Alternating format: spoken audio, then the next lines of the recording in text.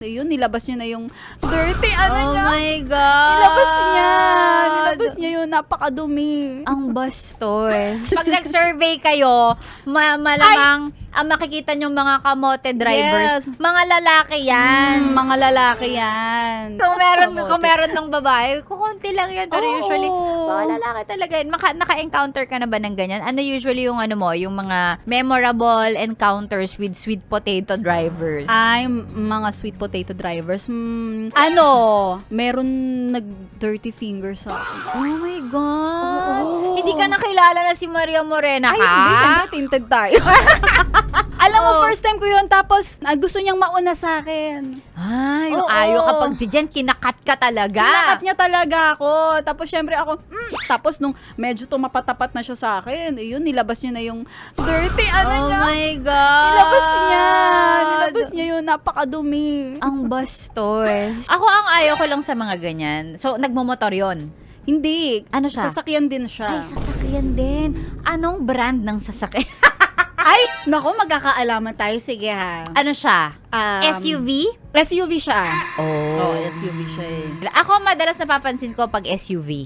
Mhm. SUV talaga. Oo. Oo, yung mga ganyan. Yung mga naka-SUV na parang akala mo malaki, Oo. tapos wow, talagang babrasuhin. Kasi yung everyday drive ko. Oo. Yung first ever car ko, yung Oo. Corolla ko pa rin. So, Oo. sedan. So, syempre maliit. Mhm. At syempre, yung mga naka-SUV, yabang-yabangan yung iba dyan. Yung talagang kakat na lang basta-basta, na para bang ang babago ng sasakyan, pero walang signal. Hindi kayo marunong mag-signal. So, ano, papakiramdaman lang ba namin kayo kung gusto nyo pumasok sa lane? Tapos pag nadisgrasya ka, kakatok ka sa puso namin. Ganon. So, usually mga SUV yung na-experience ko na mga pasaway talaga. And yung mga SUV. ilan-ilan yung mga Ayan, nakamotor. Nakamotor. Oo. Na parang laging Correct. nagmamadali. Gusto Oo. nila mauna sila. Ganyan. Totoo. Tapos, ang ayaw ko yung, alam mo yung masikip na. Mm. Di ba? Yeah. Ipipilit pa nila ngayon, gaganyan-ganyan pa sila para hindi nila matamaan yung side mirror mo, pero more often than not, natatamaan pa rin naman Ay, nila. correct. Ayoko ng ganun. Naiinis ako sa ganun. Oo. Talagang,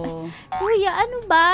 Hindi ka na lang maghintay. Pare-pareho naman tayo nasa stoplight. Maiipit ka nga ni!